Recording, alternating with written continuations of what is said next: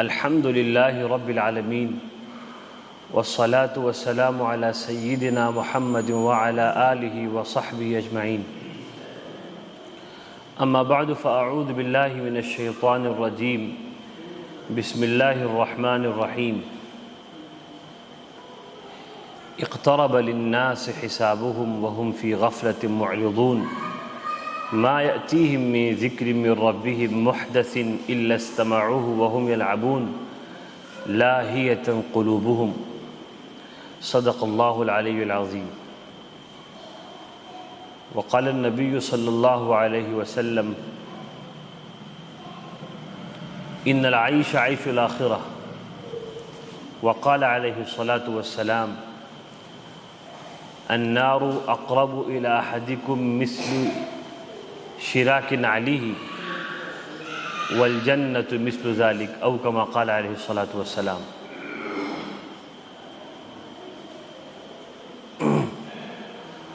اللہ تعالیٰ نے قرآن پاک میں ایک سورت نازل فرمائی، سورۃ الانبیاء، جو 17ویں پارے سے شروع ہوتی ہے، اور اس کا آغاز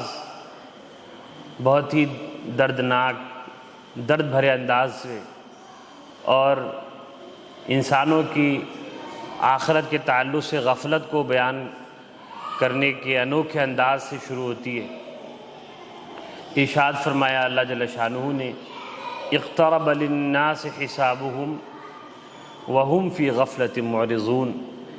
کہ لوگوں کا حساب، لوگوں کا مواخذہ جو قیامت کے دن ہونے والا ہے،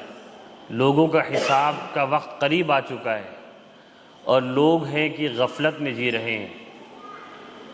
ما یأتیہم من ذکر من ربہم، ان کے پاس ان کے پروردگار کی کوئی بات پہنچتی ہے نئی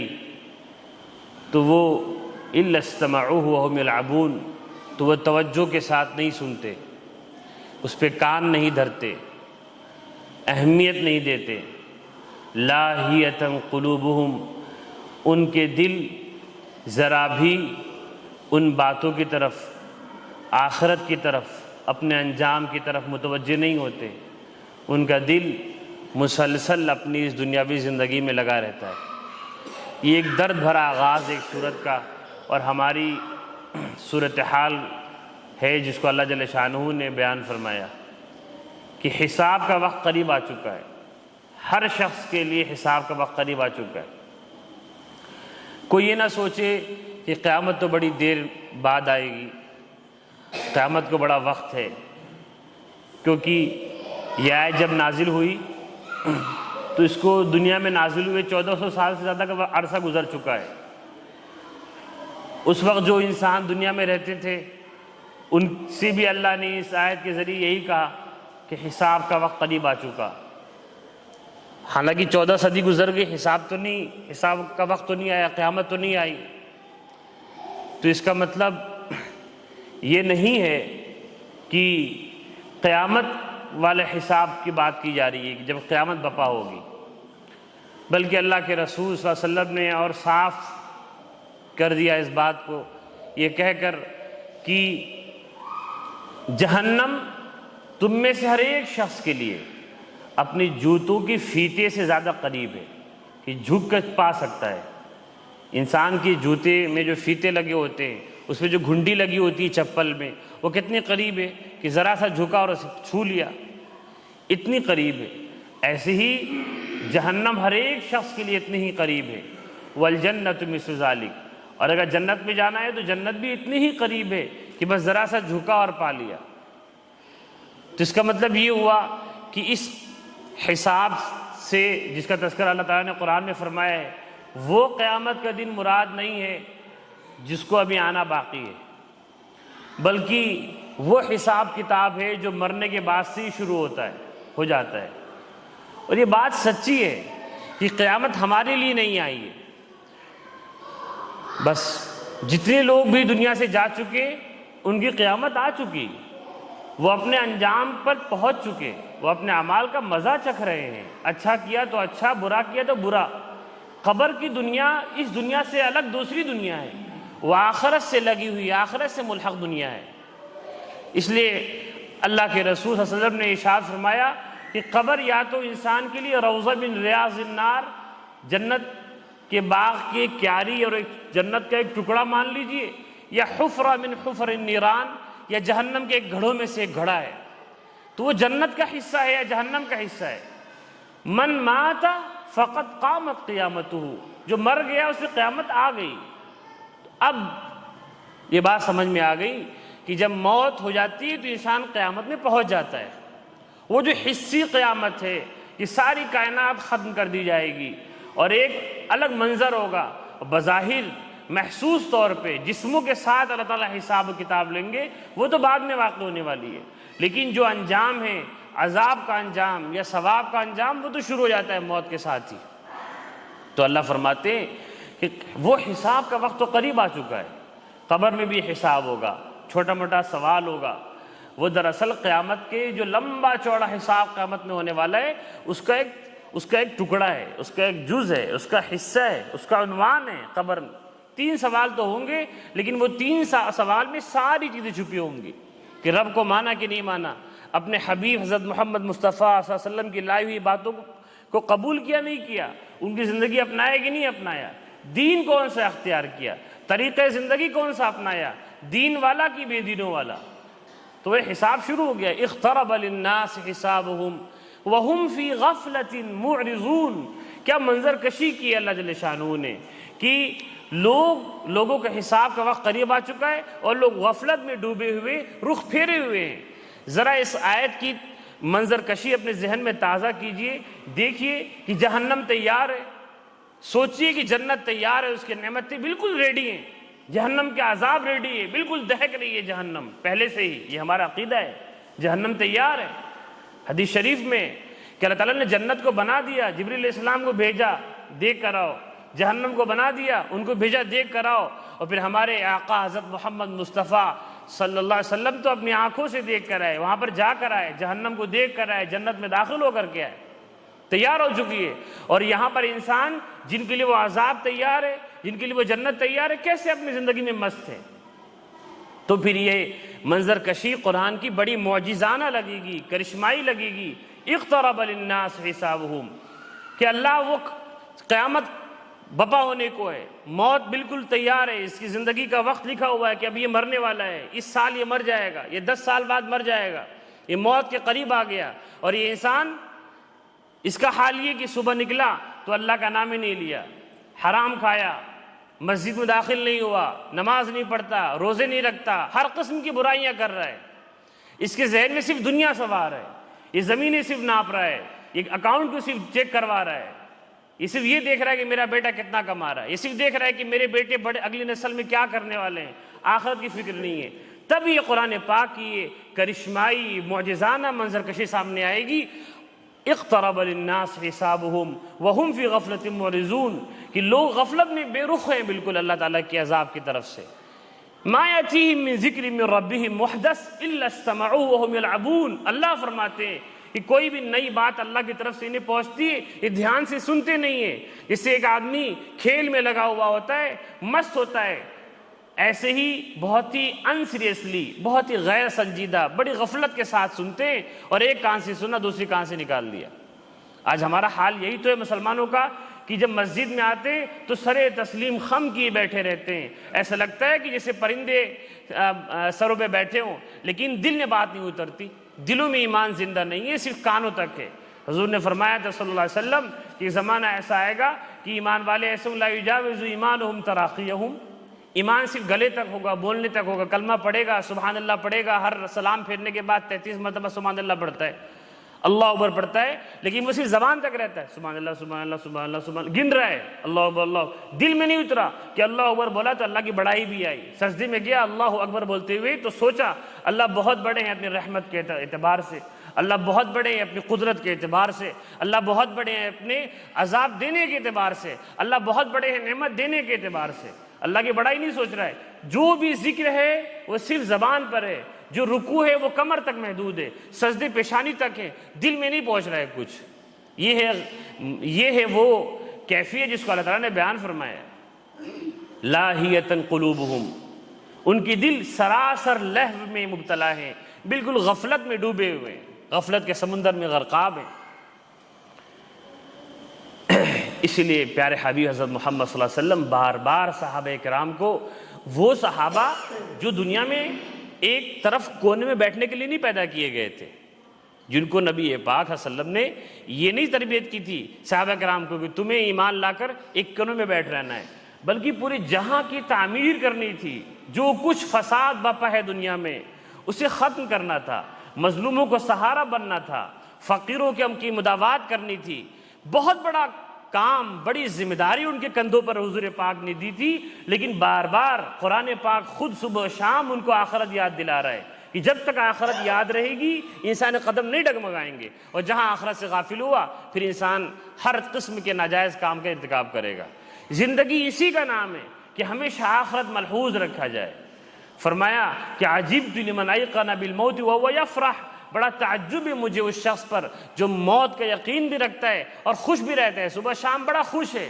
کبھی ڈرتا نہیں اللہ سے، کبھی جہنم کے عذاب کے تذکرے نہیں کرتا۔ آج کل جمعہ کے منابر، امام کی تقریریں اور جمعہ کے خطیبوں کی تقریریں جہنم کے عذاب کے تذکرے سے خالی ہیں، سب باتیں ہو رہی ہیں، قبر کا عذاب بیان نہیں ہو رہا ہے، اللہ کا سخت ترین عذاب بیان نہیں ہو رہا ہے۔ اور پیارے صلی اللہ علیہ وسلم ان قدسی صفات صحابہ کو جہنم کے عذاب بتا رہے ہیں جو خود پاکیزہ تھے، پھر بھی بار بار جہنم کا عذاب بتا رہے ہیں، ڈرا رہے ہیں کہ دلوں میں خوف پیدا رہے۔ جب تک یہ خوف کا سرمایہ رہے گا تب تک انسان شریعت پہ جم پائے گا۔ اگر خوف نکال دیا جائے اللہ تعالیٰ کا پھر ہر قسم میں گناہ کرے گا۔ فرمایا نبی پاک صلی اللہ علیہ وسلم نے کہ لو ان دلوا من غساق یحراق فی الدنیا لانت نال الدنیا جمیعا، ترمذی کی روایت ہے، او کما قال صلی اللہ علیہ وسلم، فرمایا کہ وہ جو قرآن میں تذکرہ ہے نا غساق کا، حضور تو قرآن کی تشریح فرمایا کرتے تھے، مفسر تھے، تو قرآن میں اللہ نے فرمایا، پہلے وہ آیت میں سنا دوں، اللہ فرماتے ہیں کیا عجیب انداز ہے، ہم فجر میں پڑھتے ہیں لمبی صورتیں، امام صاحب تو پیچھے لوگ بڑا سوچتے ہیں کہ بڑی لمبی صورت پڑھ دی گئی، کتنے لوگ فجر کی نماز جماعت میں سے پڑھنے نہیں آتے شہروں میں، یہاں پہ تو نہیں، یہاں کے لوگ جب گاؤں کے لوگ جفاکش محنتی ہوتے ہیں، لیکن شہروں کے لوگ آرام پسند ہو جاتے ہیں، نیند کا غلبہ ہوتا ہے، رات میں دیر میں سوتے ہیں، تو اٹھنے کے باوجود جو دیندار طبقہ ہے مسجد میں اس لیے نہیں جاتا کہ امام صاحب لمبی قرات کرتے ہیں،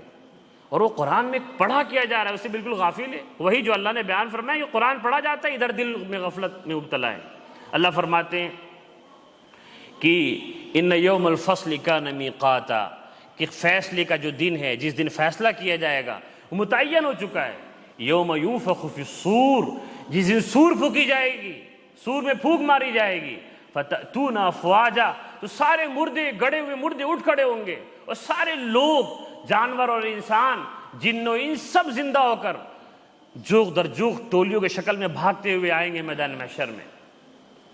وفتحت السماء فکانت ابوابا، آسمان جو ہمیشہ بند تھا، اسے کسی نے دیکھا نہیں، وہ آسمان کھل جائے گا اور دروازے نظر آئیں گے اس میں۔ وسیرت الجبال فکانت سرابا، وہ پہاڑ جو مضبوطی سے جمے ہوئے تھے اور زمین کو پانی پہ ٹکائے ہوئے تھے، وہ پہاڑ بھی روئی کے گالوں کی طرح، روئی کی طرح اڑتے پھریں گے، ریزہ ریزہ ہو جائیں گے۔ ان جہنم کانت مرصادا، یاد رکھو بلا شبہ جہنم بالکل تیار ہے، گھات میں بیٹھی ہوئی ہے۔ مرصاد کا ترجمہ اصل میں یہ کیا ہے کہ جہنم گھات لگائے ہوئے، گھات میں اس کو بولا جاتا ہے جو نشانے پر بندوق لیے ہوئے فوجی بیٹھتا ہے، تو وہ تیاری دوسری ہوتی ہے کہ ذرا بھی دشمن نظر آیا کہ گولی چلا دی۔ فوجی جب اپنے سرحد پہ کھڑا ہو اور دشمن سامنے سے آ جائے اور یہ خدشہ ہو کہ بس دشمن اسی جھاڑیوں کے بیچ میں، تو فوجی کیسے رائفل لے کے کھڑا ہو جائے گا؟ ذرا سا بال بھی نظر آیا، ایک جسم کا حصہ نظر آیا تو اس پہ گولی چلا دے گا، اس کو بولتے ہیں گھات میں بیٹھا ہوا۔ تو اللہ نے فرمایا کہ جہنم ایسی گھات میں، انتظار میں۔ ان جہنم کانت مرصادا للطاغین مآبا، جتنے بھی سرکش ہیں، اللہ کے خلاف سرکشی کرنے والے، اللہ سے رخ پھیرنے والے، بے دینی پر جمے ہوئے گھاڑ قسم کے بددین، یہ جہنم ان کا ٹھکانہ بنے گی۔ لابثین فیہا احقابا، لمبی زمانے تک وہ اس میں رہیں گے۔ لا یذوقون فیہا بردا ولا شرابا، اور اس جہنم میں ٹھنڈا پانی نہیں ملے گا، کوئی پینے کی چیز نہیں ملے گی، الا حمیما وغساقا، سوائے کھولتے پانی کے اور غساق کے۔ غساق کیا ہے؟ اب حضور نے فرمایا حدیث شریف میں کہ لو ان قد دلوا من غساق، غساق ایک ایسی پینے والی چیز ہے، ایک ایسا پیپ ہے، ایک ایسا گندا مواد جیسا پانی ہے کہ ایک ڈول، ایک چھوٹی سی بالٹی، ارشاد نبوی ہے، حضور کا ارشاد ہے کہ جو جہنمیوں کو جو پینے کے دیا جائے گا، جس سے تذکرہ قرآن پاک میں ہے، وہ غساق ایک چھوٹی بالٹی میں بھر کر اگر دنیا میں اڈیل دیا جائے، لَأَنْتَنَ أَهْلَ الدُّنْيَا جَمِيعًا، ساری دنیا سڑ جائے، پوری زمین سڑ جائے۔ آپ بتائیں کتنی بڑی ہے دنیا، ہندوستان کتنا بڑا ہے؟ یہ ہندوستان، آپ ایک دلی سے یا کشمیر سے جہاز سے اڑیں تو آپ کو کنیا کماری تک جانے میں گھنٹوں لگیں گے، 2-2.5 گھنٹے 2 گھنٹے لگیں گے جہاز سے جانے میں۔ اس ہندوستان سے 3 گنا بڑا ہے آسٹریلیا، اور اس ہندوستان سے میرا خیال ہے تقریباً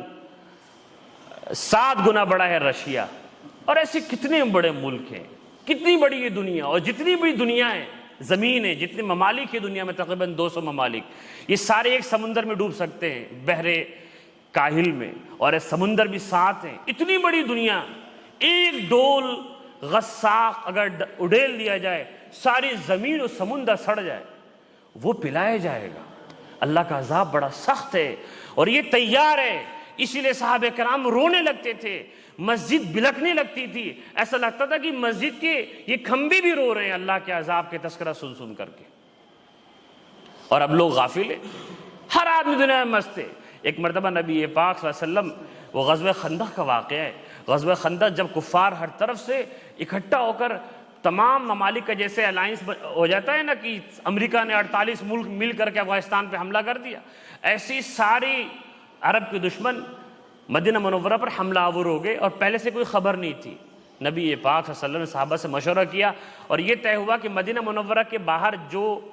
کچھ طرف تو پہاڑ ہے، جدھر پہاڑ نہیں، جہاں سے فوج کے آنے کا اندیشہ ہے، وہاں پہ خندق جلیلی کھود دی جائے، گڑھے کھود دیے جائیں بڑے بڑے، تاکہ گھوڑے سے کوئی کود نہ پائے، کوئی ایسا آئے گا دیکھ لیا جائے گا۔ تو اس وقت بالکل جنگی صورتحال تھی، اور ہر آدمی لگا ہوا تھا، بچہ جوان، امیر غریب، غلام مالک، سب اس میں لگے ہوئے تھے۔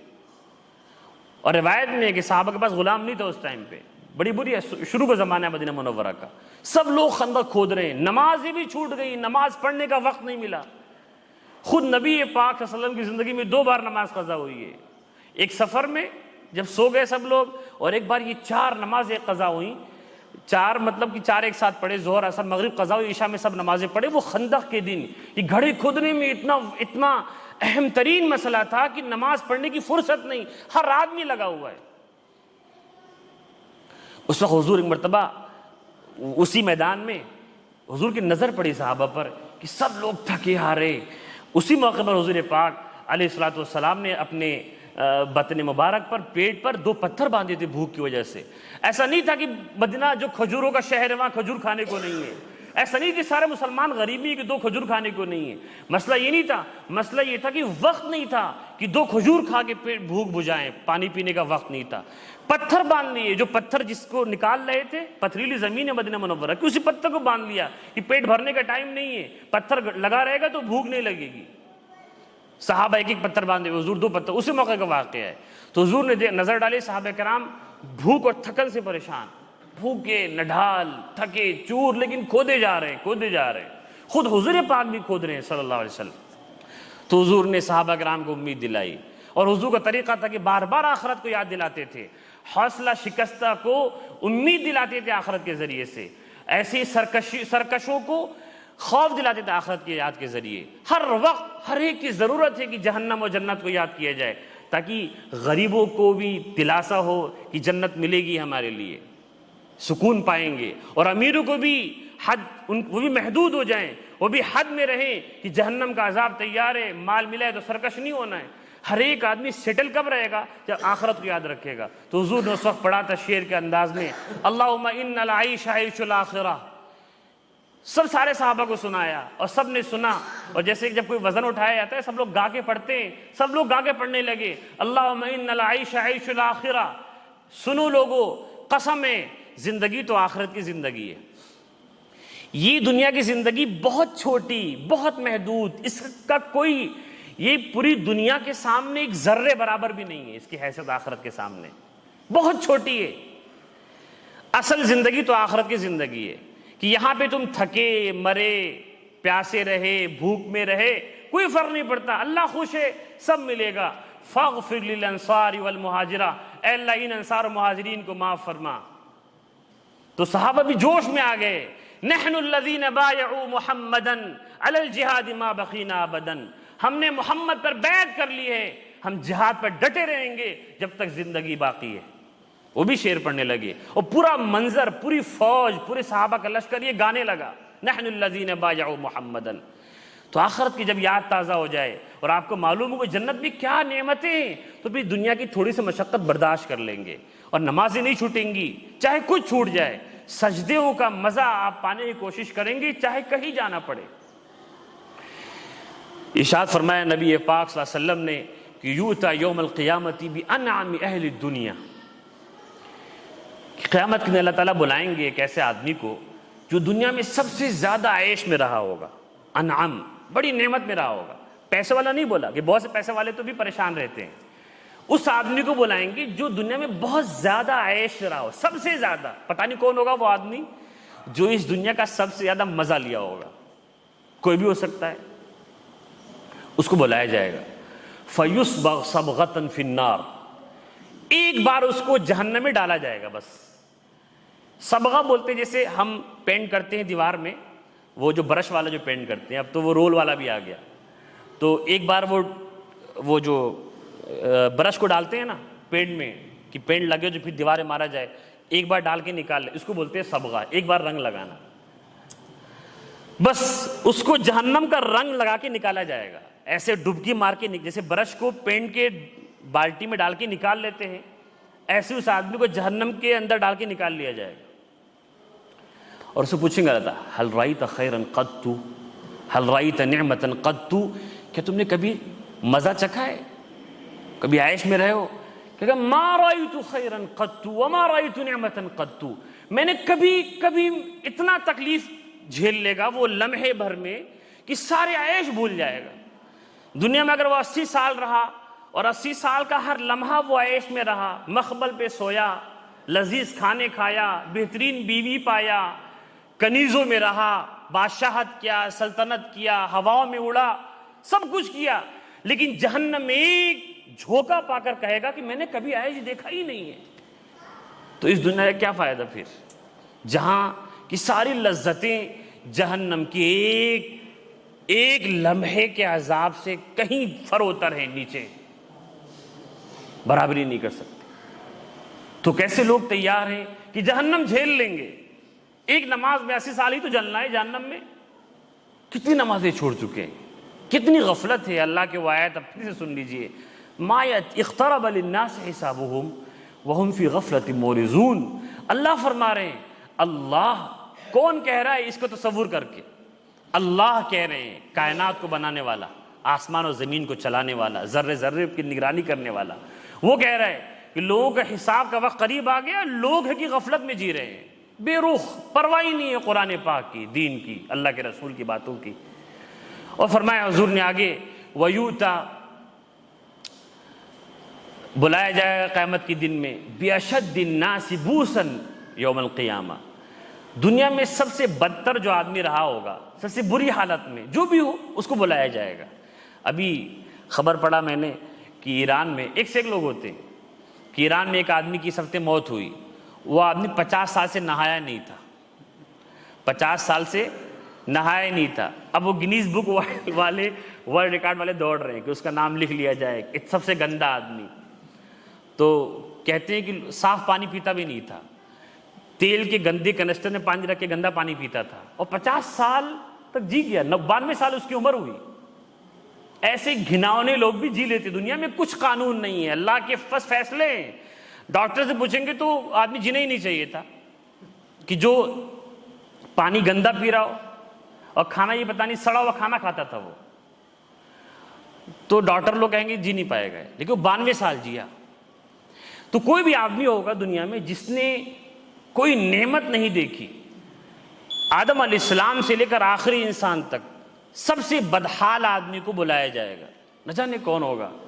فَيُسْبَغُ صَبْغَةً فِي الْجَنَّةِ، ایک بار جنت میں ڈال کے نکالا جائے گا۔ حَلْ رَأَيْتَ شِدَّةً قَطُّ، اللہ پوچھیں گے کبھی تم نے زندگی کی سختی جھیلی ہے؟ کہ مَا رَأَيْتُ بُؤْسًا وَلَا شِدَّةً قَطُّ، میں نے کبھی غربت پریشانی دیکھی ہی نہیں ہے۔ جنت کی نعمتیں، جنت کی ہوا لگی اسے، بس ایک بار ڈال کی نکال لیا گیا، وہ کہے گا میں نے کبھی زندگی میں تصور میں کبھی میں نے بدحالی دیکھی ہی نہیں ہے۔ ایسی ہے جنت، اللہ نے تذکرے بھرے ہوئے ہیں قرآن پاک میں، اور لوگ کی غافل ہیں چھوٹی سی دنیا کے لیے۔ ہاں ہم لوگ حقیر سی دنیا کے لیے جس پیسے سے ملنے والے سکون غیر یقینی ہے، کہ زمینیں خرید لی لیکن مزہ لے پاؤں گا نہیں لے پاؤں گا، غیر یقینی۔ پیسہ کما لیا، اکاؤنٹ میں کروڑوں اکٹھا ہے، اس کو یوز کر پاؤں گا، غیر یقینی ہے۔ لیکن اس غیر یقینی کے لیے یقینی جنت و جہنم کو بھولے ہوئے ہیں۔ قد افلح من تزکا وذکر اسم ربہ فصلی بل تؤثرون الحیاۃ الدنیا والآخرۃ خیر وابقی، اللہ فرماتے ہیں کامیاب وہی ہے جو دل کو دنیا کے محبت سے پاک کر لے، دنیا کے علائشوں سے، گندگیوں سے پاک کر لے،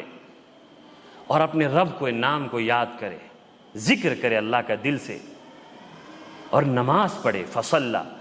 لیکن تم لوگ ہو، اللہ شکایت کر رہے ہیں، لیکن تم لوگ تو دنیا کو ترجیح دے رہے ہو، بل تؤثرون الحیاۃ الدنیا والآخرہ، حالانکہ آخرت کہیں بہتر اور ہمیشہ باقی رہنے والی ہے۔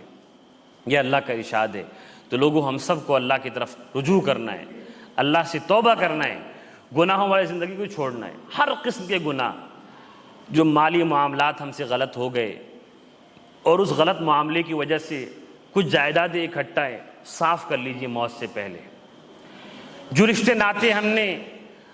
اللہ کو ناراض کر کے جو رشتے ہم نے خراب کر رکھے ہیں، وہ رشتے جوڑ لیجئے موت سے پہلے۔ جو کچھ ہم اللہ کے رسول صلی اللہ علیہ وسلم کو تکلیف دینے والے اعمال کر رہے ہیں، لباس ہو کہ کھانا ہو، معاملہ ہو، ذاتی زندگی ہو، اخلاق ہو، ناجائز غصہ ہو، وہ سب کچھ صاف کر لیجئے، موقع ہے ابھی دروازے جنت